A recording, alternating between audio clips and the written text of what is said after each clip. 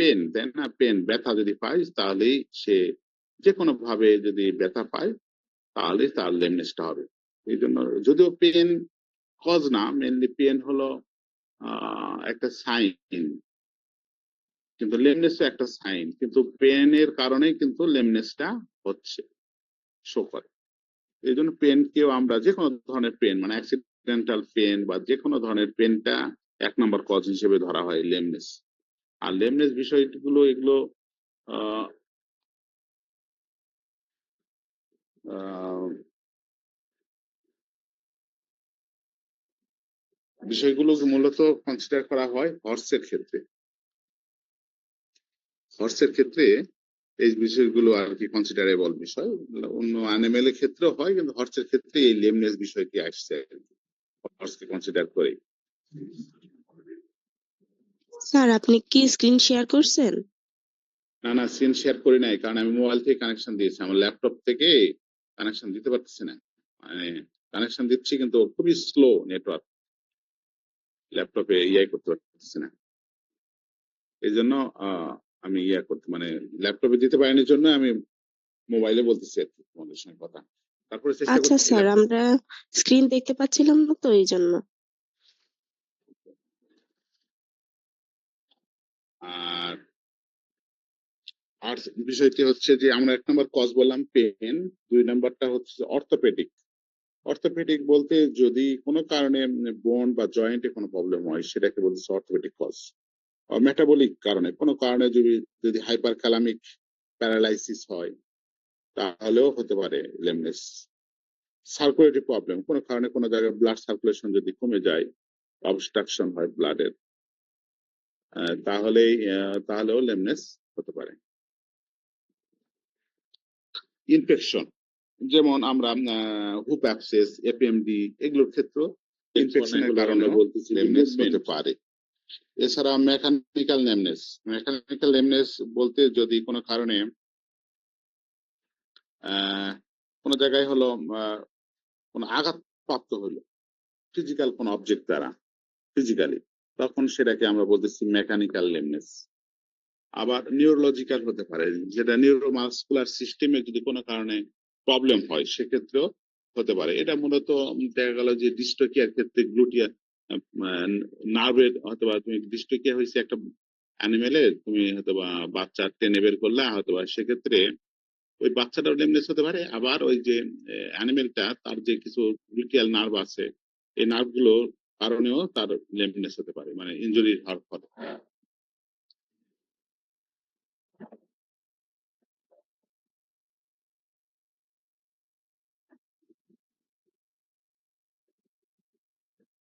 এই হলো লেমনেস এর মেন। লেমনেস এর কিছু সাইন আছে, সাইন গুলো মূলত আমি যেটা বললাম যে সাইন বলতে তার অ্যাবনর্মাল গেট হবে, অ্যাবনর্মাল গেট এবং পশ্চার যদি হয় সেটা দেখে বোঝা যায় যে অ্যানিমেলটা লেমনেস আছে। এখন যদি ফ্রন্ট ফ্রন্ট লিম মানে সামনের পায়ে যদি লেমনেস হয় তাহলে সেক্ষেত্রে সে পাটা দেখা গেল যে পা গুলো কি করবে, পয়েন্টেড আকারে থাকবে। সামনের পা এবং পিছনের পায়ে কিছুটা ডিফারেন্স আছে, কিন্তু সামনের পাটা মোটামুটি ভালো বোঝা যায়, যেহেতু সামনের পা পিছনের পা দুটোই বোঝা যায়, কিন্তু সামনের পিছনের পা অনেক সময় একটু করে থাকতে পারে অ্যানিমেল, একটু উঁচু করে আসে, হয়তো বোঝা যায় না যে এটা আসলে তার লেমনেস কিনা। কিন্তু সামনের পায়ে যদি হয় তাহলে সে ডিস্টিংক্ট বোঝা যায়। হেড বব বলে, হেড বব বলতে কি মাথাটা, পায়ের মাথাটা কি করে যে ওই যে কূপের উপরে ভর দিয়ে দাঁড়ায়, অনেক সময় দাঁড়ায় বা হাঁটতে চায়, তখন এটা দেখে বুঝতে হবে যে তার লেমনেস। এবং পিছনের পায়েও দেখা যায় কি যে হয়তো পাটা বিশেষ করে জয়েন্ট, হিপ জয়েন্ট ডিসলোকেশন যদি হয় তাহলে পাটা একটু মানে একটু ডান দিকে ঘুরে করে। আবার যদি স্টাইফল জয়েন্ট, বিশেষ করে যদি আপার একটা ফিক্সেশন হয় তাহলে কি করে, ড্র্যাগিং করে অথবা জার্কিং মুভমেন্ট করে। এই যে এগুলো দেখে আমরা সাধারণত বুঝবো যে তার লেমনেস বা হয়েছে আর কি। লেমনেস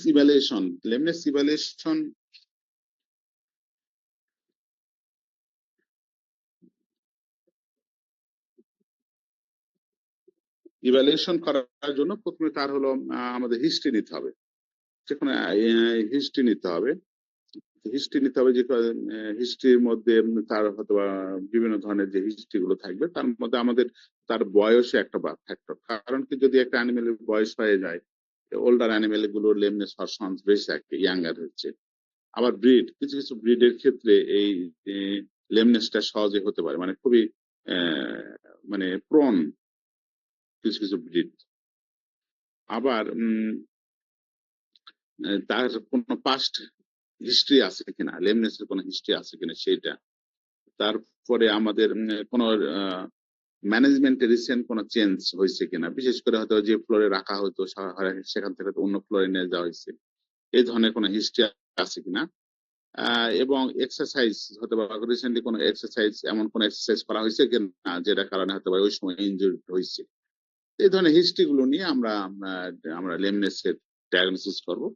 তারপর আমরা ফিজিক্যাল এক্সামিনেশন করব, যেগুলো আমরা ডায়াগনোসিস এর আর কি যে রুলস তোমরা জানো সেটাই। ফিজিক্যাল এক্সামিনেশন করতে হবে, বিভিন্ন পার্ট গুলো পালপেশন করে করে দেখতে হবে যে কোনো জায়গায় পেন আছে কিনা, সয়েলিং আছে কিনা। যদি পেন রেসপন্স থাকে তখন ধরে নিতে হবে সেখানে পেন, ব্যথাটা আছে, সেখানে কোনো কি কারণে হলো সেগুলো আবার বুঝতে হবে।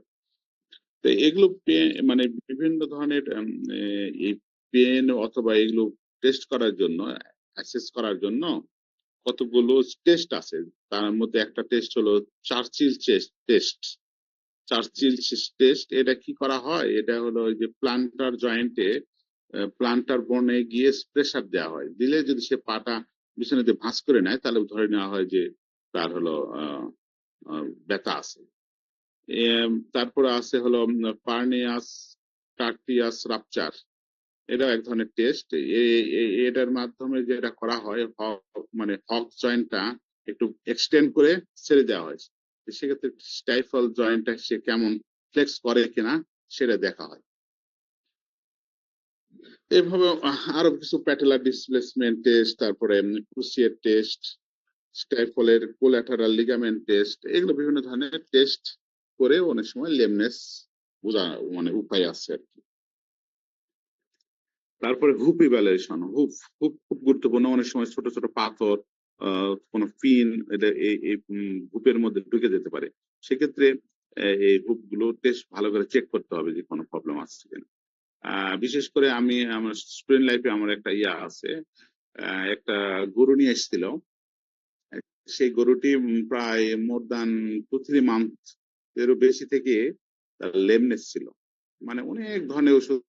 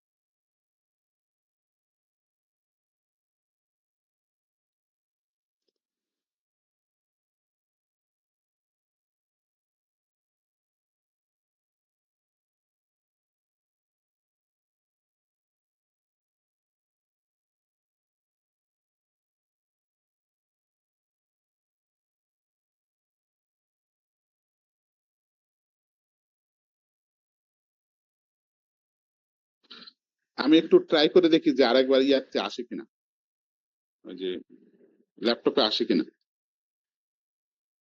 এটা খুব ঝামেলা হয়ে যাচ্ছে।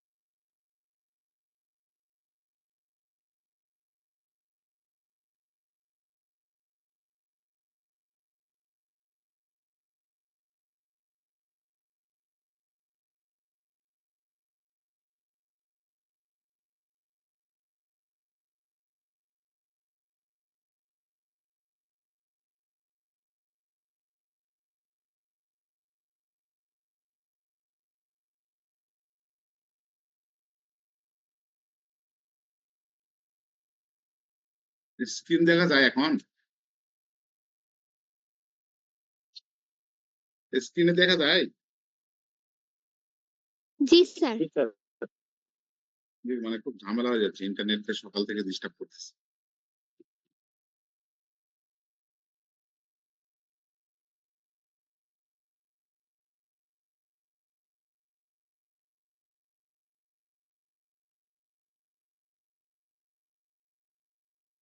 যেটা আমি এই যে বলতেছিলাম আর কি, যে এই যে লেমনেস এর বিষয়টি, যেটা আমি কজ লেমনেস এর ডেফিনেশন বলছি, কজ গুলোর কথা বলছিলাম, কিভাবে লেমনেস সাইন গুলো বোঝা যাবে সেগুলো আমি আলোচনা করছিলাম। আর লেমনেস এর কিভাবে ইভ্যালুয়েশন করা যাবে, হিস্ট্রির কথা বলেছি, তোমাদের ফিজিক্যাল এক্সামিনেশন কিভাবে করা যায় সেগুলোর কথা বলছিলাম। আর এই যে এই টেস্ট গুলোর কথা, এগুলো একটু মনে রাখবো ভালো করে। অনেক সময় ক্লাস টেস্টে কিন্তু আসে যে যে স্পেশালাইজ টেস্ট গুলোর নাম লেখো, তো সেক্ষেত্রে তুমি কিন্তু এই 5টা নাম লিখে দিলে কিন্তু তুমি অনেক সময় ব্রিফলি ডেসক্রাইব করতে বলে, সেই জন্য এগুলো একটু মুখস্থ করে নিতে হবে। তারপর ইভালুয়েশনের কথাটা বলতেছিলাম, ইভালুয়েশন অফ দ্য মোশন, যেটা আমরা বুঝছি তার মুভমেন্ট করে দেখবো যে আর মোশনের মানে গেট যেটা বলতেছি সেটাতে কোনো প্রবলেম আছে কিনা, ঠিক আছে। আর এই লেমনেস স্কেল এটাও খুব গুরুত্বপূর্ণ, আমি খুব দ্রুত শেষ করতেছি। যে লেমনেস স্কেলে যদি আমরা scale American Association of Equine Practitioners একটা 0 থেকে 5 পর্যন্ত একটা স্কেল করছে। সেক্ষেত্রে 0 বলতে সাউন্ড, মানে তার কোনো লেমনেস নাই, সুস্থ গরু, সুস্থ একটা ঘোড়া। গ্রেড 1 বলতে lameness that is difficult to observe and is not consistently apparent, মানে এমন এক ধরনের লেমনেস মানে বোঝা যায় না, কিন্তু দেখা যায় যে কখনো কখনো হঠাৎ করে বোঝা যায়, কিন্তু নর্মাল ফ্রিকুয়েন্টলি বোঝা যায় না, সেটা হবে গ্রেড 1। গ্রেড 2 এই যে মানে কি বলতেছি, lameness that is difficult to observe at a walk, মানে হাঁটার সময় বোঝা যাবে না, or when tottering in a straight line but consistently apparent under certain circumstances, মানে হঠাৎ করে হাঁটাইতেছে তখনও বোঝা যাবে না, কিন্তু কখনো কখনো সেটা বোঝা যাবে, সেটাকে বলছে গ্রেড 2। আর গ্রেড 3 টা হলো lameness that is consistently observable in trot under all circumstances. Trot বলতে এখানে যেটা বলছি, ট্রটিং বা ট্রট মানে তাকে হঠাৎ করে হাঁটাইতে হয়তো হঠাৎ করে পিছনে ঘুরাই নিলা, অথবা অন্যদিকে হঠাৎ করে ঘুরাই নিলা, একে বলতেছে ট্রটিং। ট্রটিং বলা হয়। হাঁটা হাঁটে হঠাৎ করে পিছনে ঘুরে নিলে তখন দেখা যায় যে যদি পাওয়া যায়, তখন সেটাকে বলতেছি আমরা তখন আমরা ওটাকে বলতেছি গ্রেড 3। গ্রেড 4 যেটা কিনা দেখতে হাঁটার সময় বোঝা যাবে। আর গ্রেড 5 যেটা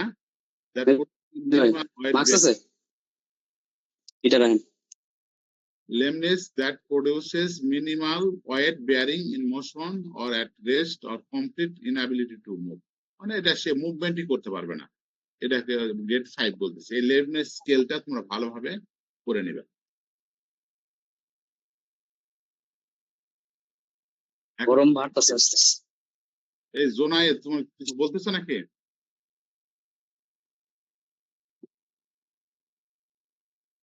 diseases causing lameness in large animal, কি কি ডিজিজ করতে পারে, যেমন foot abscess, navicular syndrome, heel pain, degenerative joint disease, tendon and ligament injury, এগুলো হলো মেজর কজেস অফ লেমনেস অ্যানিমেলের ক্ষেত্রে। এগুলো মেন মানে ডিজিজ গুলো, ডিজিজ কন্ডিশন যেগুলো কিনা লেমনেস করে।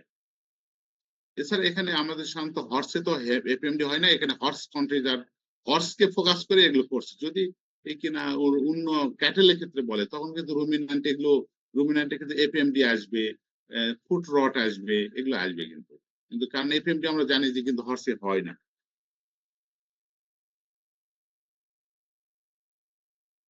নেভিকুলার ডিজিজ, এটা হলো নেভিকুলার ডিজিজ ইন হর্স, এটা খুব গুরুত্বপূর্ণ।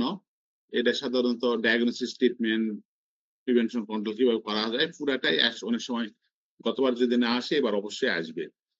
নেভিকুলার ডিজিজ বলতে আমরা হলো হর্সের ফ্যালান্স কয়টা, একটা, তাই না, মানে একটা আঙ্গুল তো নাকি ফিঙ্গার পায়ে, ফার্স্ট ফ্যালান্স, সেকেন্ড ফ্যালান্স, থার্ড ফ্যালান্স, তাই না।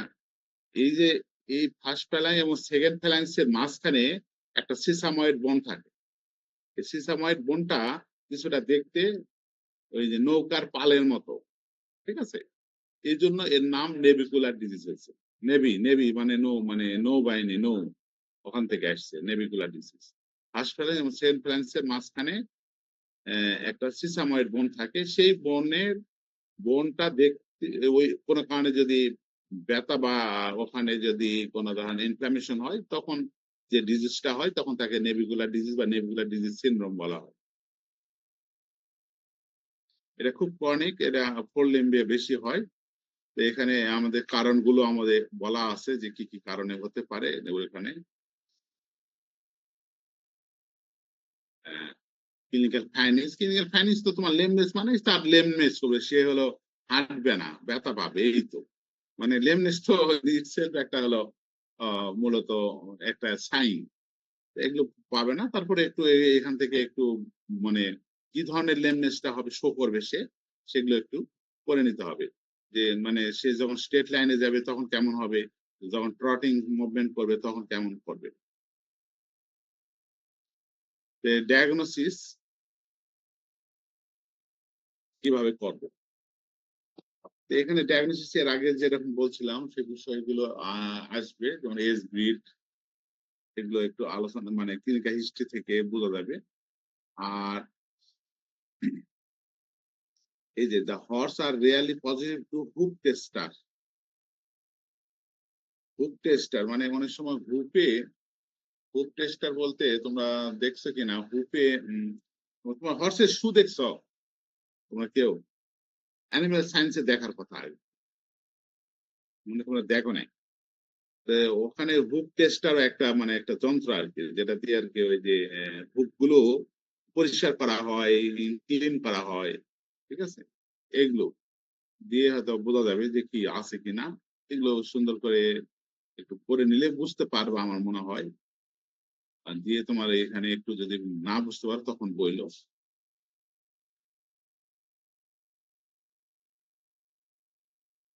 বলবেন। আমি একটু মিটিং করতেছি।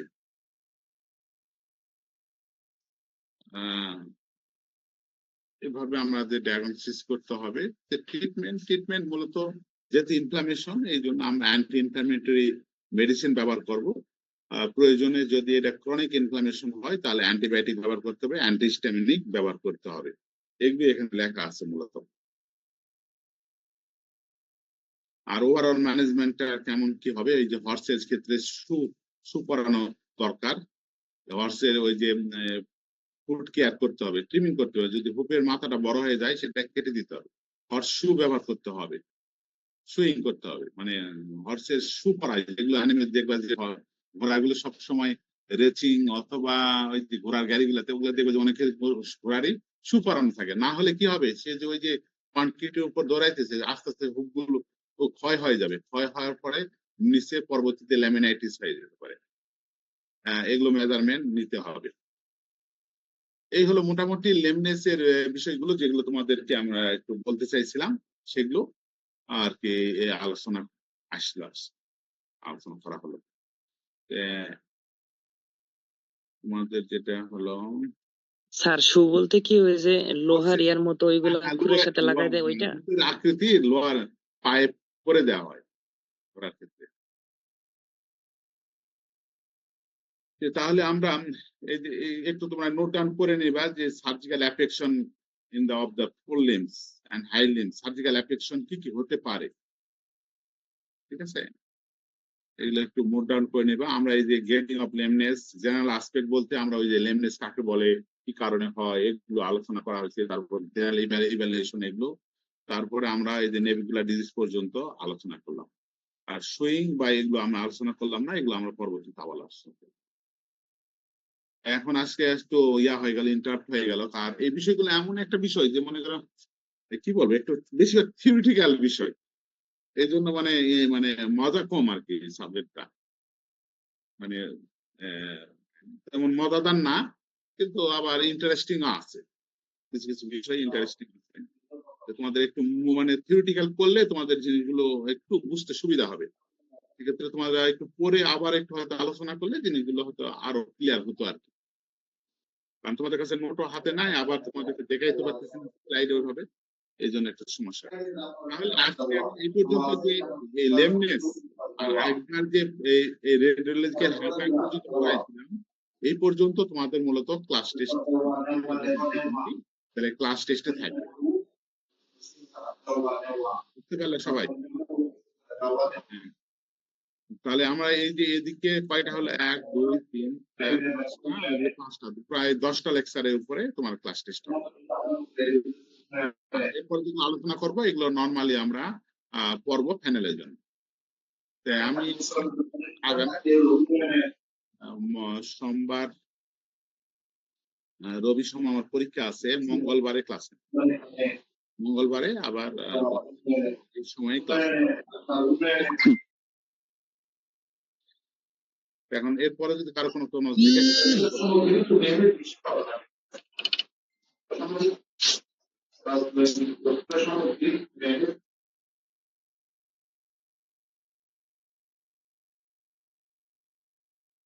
জিজ্ঞাসা আছে কিনা, যদি জিজ্ঞাসা না থাকে তাহলে আমরা শেষ করে দেব।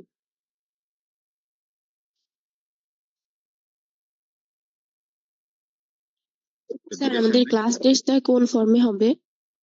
ক্লাস টেস্টটা কোন ফর্মে তোমরা দাও? স্যার আমরা শর্ট কোশ্চেন বা এমসিকিউ আকারে দেই। আমরা শর্ট কোশ্চেন থাকবে। স্যার 2 মার্কের মতো এরকম? না, 4 নাম্বার 5 নাম্বার থাকবে। ও জি স্যার। আর তোমাদের তো এটা থিওরিতে তো অ্যাসাইনমেন্ট আছে, তাই না? জি স্যার। এখন তোমরা নিজেরা টপিক সিলেক্ট করে আমাকে দিবা যে কে কিসের উপর অ্যাসাইনমেন্ট করতে চায়, তোমরা নিজেরা টপিক সিলেক্ট করে আমাকে দিবা, দিয়ে যে স্যার অমুক, এক একজন এক একটা এই সিলেবাসের উপরে টপিক সিলেক্ট করবে, কিন্তু কোনোটা কোনোভাবে ওভারল্যাপিং হওয়া যাবে না, একজনের সাথে আর একজন ওভারল্যাপিং হওয়া যাবে। এভাবে তোমরা একটা স্যার টপিক আমরা কি সিলেক্ট পুরো করো। সিলেবাসটাই কভার করব অ্যাসাইনমেন্টের হ্যাঁ, টপিক দিয়ে? অ্যাসাইনমেন্টের কভার করবে, মানে এক একজন এক এক টপিক, মানে ওভারল্যাপিং যাতে না হয়। জি স্যার। এভাবে তোমরা নিজেরা সিলেক্ট করে আমাকে টপিকসটা দিবা, সেই টপিকস অনুসারে তোমরা অ্যাসাইনমেন্ট করবে, আমি ওকে বলার পরে। যদি ওখানে আমার কোনো কারেকশন থাকে আমি কারেকশন করে দেবো। একটা জি ওয়ার্ড স্যার। ফাইলে তোমাদের নাম, আইডি এবং সাথে টাইটেলটা দিয়ে দিবা, ওই ইয়ার টাইটেল, জি অ্যাসাইনমেন্টের জি স্যার। টাইটেল। আমি ওটা দেখে জি স্যার। কারেকশন করে তোমাদের দিয়ে দেবো, সেই অনুসারে তোমরা অ্যাসাইনমেন্ট করবে, রেডি করে ফেলবে। স্যার অ্যাসাইনমেন্টটা কি আমরা ঈদের পর জমা দিব নাকি ঈদের না, আগেই? ওটা ফাইনালে পরীক্ষার সময়। ওটাকে প্রিন্ট করে জমা দিতে হবে হার্ড কপি? হ্যাঁ, হার্ড কপি জমা দিতে হবে। জি স্যার। হার্ড কপি দিতে হবে, সফট কপি দিতে হবে, কারণ তুমি যদি কপি করছো কিনা আমি তো ইন্টারনেটে চেক করে দেখবো তুমি নিজে থেকে বুঝে বুঝে লিখছো নাকি কপি পেস্ট করছো, সেটা দেখবো। যারা নিজেদের মতো করে, তুমি 2 পেজে লেখো কিন্তু নিজের থেকে বুঝে তুমি নিজের ভাষায় লেখো, তাহলে কোনো সমস্যা নাই। কিন্তু তুমি এখন চ্যাট জিপিটি, ডিপসেক এগুলোতে দিয়ে তুমি অ্যাসাইনমেন্ট করলা, তাহলে তো ধরা খেয়ে যাবা, কারণ ওগুলো আমি চেক করে দেখবো। এই স্যার আর ক্লাস লেকচার গুলো এখন একটু দিয়ে দিলে ভালো হতো, আমাদের সবার না, হাতে তো ক্লাস বই লেকচার নেই। তো না, বই তোমাদের নিতে হবে, লেকচারটা আমার, এটা লেকচার মানে বইয়ের লেকচার, ও বাদে যেগুলো আমার বইয়ে নাই সেগুলো তোমাদের দিবে। কিন্তু তোমাদের স্যার বই না থাকলে বই নিয়ে এখন পড়তে হবে, বই কারণ স্যার বই এখন অর্ডার দিতে চাচ্ছিলাম, কিন্তু অনেকেই বাসায় আছে, তো এক একজনের বাসা তো এক এক জায়গায়, এখন তাহলে কুরিয়ারে অর্ডার অসুবিধা দিতে হবে হবে, না? সেক্ষেত্রে কুরিয়ারে পাঠানো যাবে, কোনো সমস্যা নাই, সেক্ষেত্রে বাড়তি 50 টাকা করে দিতে হবে, বুঝতে পারছো? জি স্যার, আমি তাহলে সবার সাথে কথা বলে আপনাকে আর জানাবো। বাড়তি তার যে টাকা সেই অনুসারে, যে একটা বই নিল 50 টাকা বেশি দিয়ে, মনে হয় ইয়ার একটু বেশি লাগে, তারপরে তো ইন জেনারেল 50 টাকা ধরলাম। তো ঠিক আছে, তাহলে আরো কোনো জিজ্ঞাসা থাকলে তোমরা পরবর্তীতে আলোচনা করতে পারো। জি স্যার, ধন্যবাদ। আসসালামু আলাইকুম স্যার।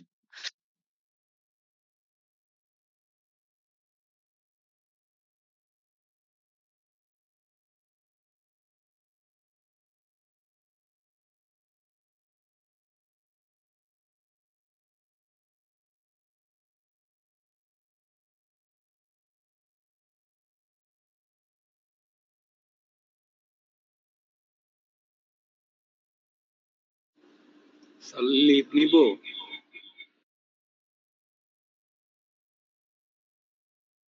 সবাই লিভ নিয়ে নে, এর পরেরটাতে আমাদের জুনিয়ররা জয়েন করে, সবাই লিভ নিয়ে নে, ক্লাস শেষ।